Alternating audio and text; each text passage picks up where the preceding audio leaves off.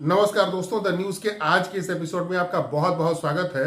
दोस्तों, आज हम एक बहुत ही महत्वपूर्ण टॉपिक को आपके साथ डिस्कस करने जा रहे हैं, जो भारत में इस समय हर किसी की क्यूरियोसिटी का विषय बना हुआ है, उत्सुकता और कौतूहल का विषय बना हुआ है। दोस्तों, इस समय हर कोई यही सोच रहा है कि 2024 के लोकसभा चुनाव के बाद क्या नरेंद्र मोदी फिर से सत्ता में लौटेंगे या फिर वो सत्ता से बाहर होंगे और उनकी जगह सत्ता पर कौन सा दल या गठबंधन काबिज होगा।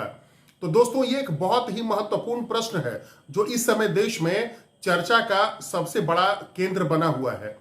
तो दोस्तों, इसी सवाल का किसी हद तक जवाब पेश करने के लिए मैं आपके सामने हाजिर हुआ हूं। तो दोस्तों, इस वीडियो में आगे बढ़ने से पहले मेरा आपसे यह रिक्वेस्ट है कि अगर अभी तक आपने हमारे इस चैनल को सब्सक्राइब नहीं किया है तो प्लीज इसे सब्सक्राइब कर लें और साथ ही साथ इसे ज्यादा से ज्यादा शेयर करें। जो निर्णायक भूमिका निभाने वाले राज्य हैं उनमें सबसे बड़ा प्रांत है उत्तर प्रदेश और उसके बाद महाराष्ट्र, पश्चिम बंगाल, बिहार जैसे कुछ अहम राज्य हैं। अगर इन राज्यों में किसी पार्टी ने अच्छा प्रदर्शन किया तो उस पार्टी की सरकार बनने की भरपूर संभावना होती है। दोस्तों, बिहार उत्तर प्रदेश को छोड़ दें तो 2024 के चुनाव में जीत के लिहाज से जो महत्वपूर्ण अन्य राज्य बचते हैं उन राज्यों में प्रमुख हैं महाराष्ट्र, पश्चिम बंगाल, राजस्थान और मध्य प्रदेश। और दोस्तों, यही वो राज्य हैं जहां पर बहुत बढ़िया सफलता हासिल करके भारतीय जनता पार्टी ने सरकार बनाई थी 2019 में और भारतीय जनता पार्टी की टैली 305 के पार चली गई थी। ये एक बहुत बड़ी कामयाबी थी भारतीय जनता पार्टी जैसे दल के लिए, जिसे अभी तक हिंदी हार्टलैंड माना जाता था। उसने पश्चिम बंगाल में जो सीटें जीती ममता बनर्जी को टक्कर दे करके, ये उसकी कामयाबी में एक बहुत महत्वपूर्ण रहा। इसके अलावा महाराष्ट्र में भारतीय जनता पार्टी ने 14 से भी ज्यादा बड़ी सफलता को दोहराया। तो आज इस समय अगर चुनाव करा दी जाए तो जनता का मूड इन राज्यों में कैसा है, इसी बात को एक पोल सर्वे के जरिए डिस्कस करने के लिए हम आपके सामने हाजिर हुए हैं। दोस्तों, ये सर्वे तकरीबन पिछले 24 घंटे से सामने आ रहा है। तो इस सर्वे को कंडक्ट कराया है टाइम्स नाउ ग्रुप ने और ईटीजी ने। इन दोनों का यह संयुक्त सर्वे है और जिस पीरियड के दौरान इन्होंने सैंपल कलेक्ट किया है वह पीरियड है 22 अप्रैल से लेकर 15 जून के बीच का पीरियड। इसी पीरियड के दौरान यह सर्वे कंडक्ट कराया गया था। और दोस्तों, इस सर्वे की जो फाइंडिंग्स हैं वो अपने आप में बहुत रोचक हैं।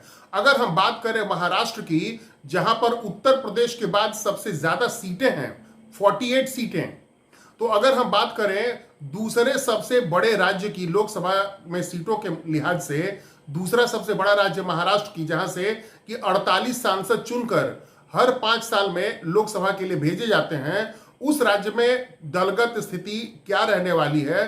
तो दोस्तों, इस सर्वे के मुताबिक बीजेपी 22 से 28 सीटें जीत सकती है। यानी ये इस राज्य में बीजेपी बहुत मुमकिन है कि आधी से ज्यादा सीटें अपने पक्ष में कर ले। जबकि कांग्रेस, नेशनलिस्ट कांग्रेस पार्टी और शिवसेना का उद्धव गुट, इनको मिलाकर जो महाराष्ट्र विकास अघाड़ी बना है, उनके सीटों की संख्या 18 के करीब रहने वाली है। इस सर्वे में बताया गया है कि महाराष्ट्र विकास अघाड़ी 18 से 22 सीटें हासिल कर सकती है।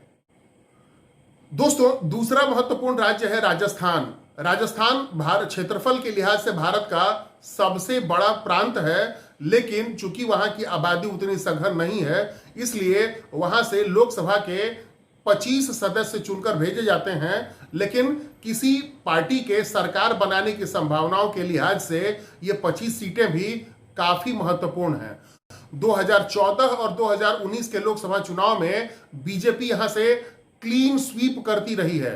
यानी 2014 में भी भारतीय जनता पार्टी ने कुल यहां से 25 की 25 सीटें जीती थी और 2019 में भी भाजपा की यही स्थिति रही है। जबकि अभी जो टाइम्स नाउ और ईटीजी का सर्वे आया है जिसकी अवधि है 22 अप्रैल से 15 जून के बीच का पीरियड।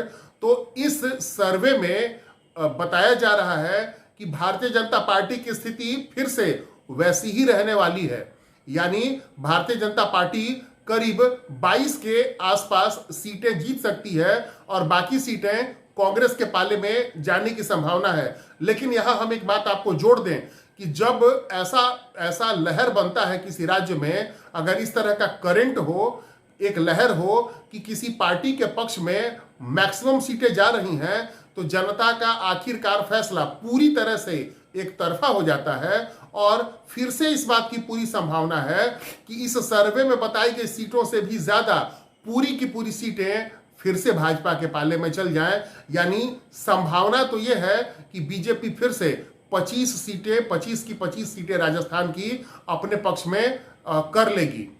हालांकि सर्वे के मुताबिक भारतीय जनता पार्टी को बताया जा रहा है कि वह 25 में से 22 सीटें जीत सकती है अगर इस पीरियड में चुनाव कराया जाए, जिस पीरियड के आंकड़े टाइम्स नाउ और ईटीजी के सर्वे में इकट्ठे किए गए हैं।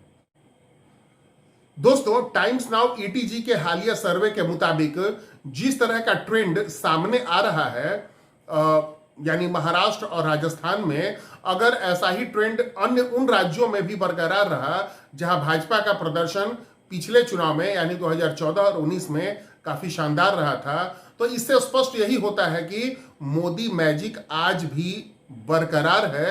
यानी प्रधानमंत्री नरेंद्र मोदी के नेतृत्व में लोगों का यकीन काफी हद तक वैसा ही बना हुआ है और फिर से मोदी के सत्ता में लौटने की संभावना है।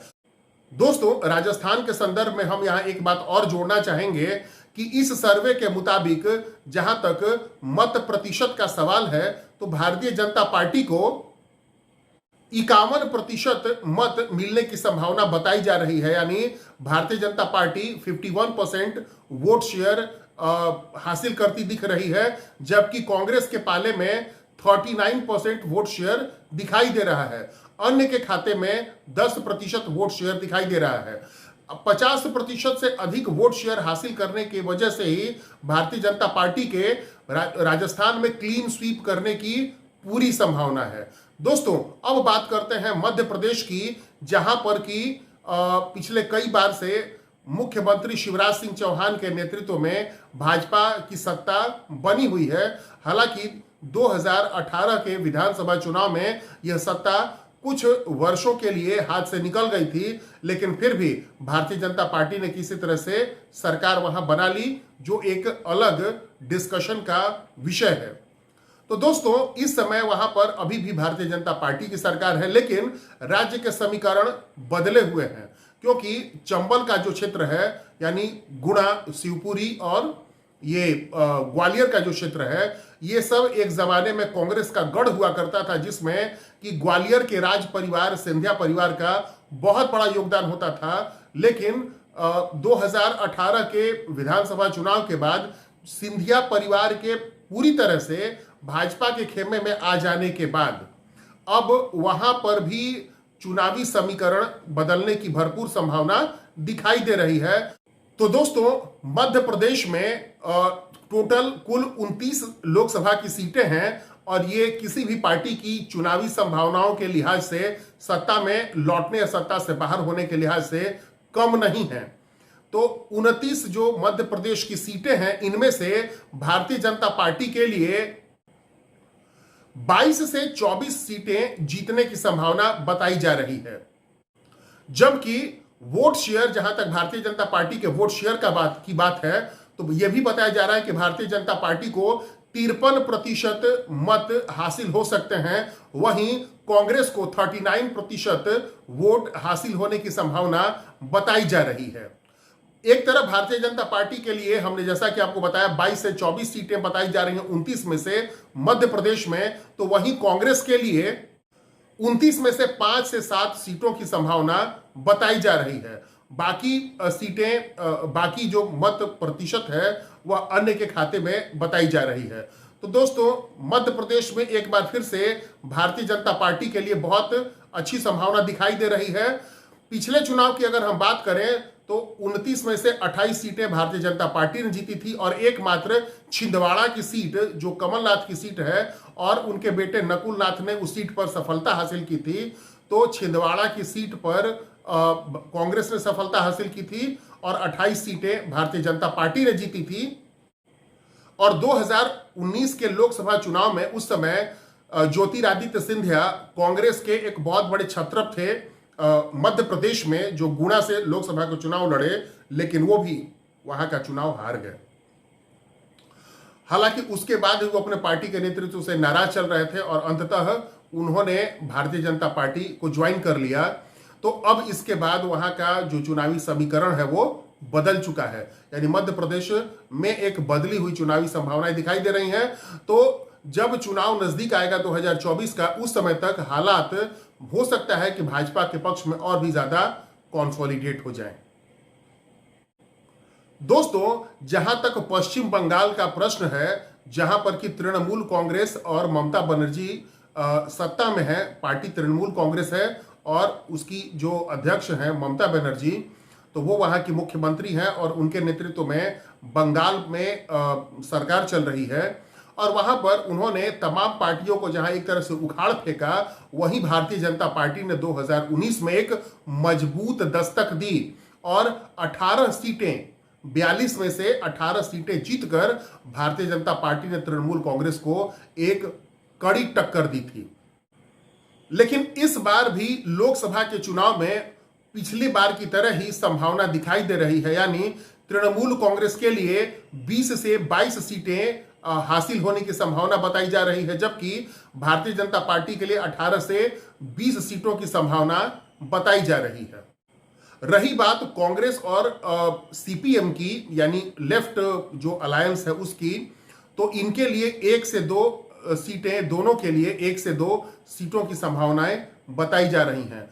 तो दोस्तों, इस बार भी इन 4 प्रमुख प्रांतों में भारतीय जनता पार्टी के लिए कमोबेश वही सी ही स्थिति दिखाई दे रही है जैसी स्थिति कि हमने 2019 के लोकसभा चुनाव में देखी थी। तो उम्मीद करते हैं कि इस बार भारतीय जनता पार्टी अन्य राज्यों में भी अगर वैसी ही प्रदर्शन दोहराती है, यानी बिहार में, उत्तर प्रदेश में और दक्षिण में कर्नाटक में, अगर इन राज्यों में, इसके अलावा जो छोटे प्रांत हैं जैसे उत्तराखंड, हिमाचल प्रदेश, कश्मीर में भी बीजेपी ने अच्छी धमक दी है और कई राज्यों में अगर बेहतर गठबंधन के सहारे कुछ और सीटें हासिल हो जाती हैं, उड़ीसा में भी बीजेपी ने सफलता, जीत तो हासिल नहीं की, लेकिन सीटों के लिहाज से अच्छी खासी सफलता उन्होंने हासिल की थी 2019 में। तो अगर उन सभी राज्यों से भी कमोबेश अगर वैसी स्थिति बरकरार रही तो 2024 का लोकसभा का जो सफर है भारतीय जनता पार्टी के लिए, वो काफी हद तक आसान हो जाएगा। तो दोस्तों, ये थी टाइम्स नाउ ईटीजी के सर्वे के आधार पर भारतीय जनता पार्टी और उनके विरोधियों के लिए 4 राज्यों में जो संभावनाएं बनती हैं उसके बारे में हमने आपको बताया। दोस्तों, इसी सर्वे के और भी रिपोर्ट्स लेकर हम अगले वीडियो में आपके लिए हाजिर होंगे। तो दोस्तों, तब तक के लिए हमें इजाजत दें। आपका बहुत बहुत धन्यवाद।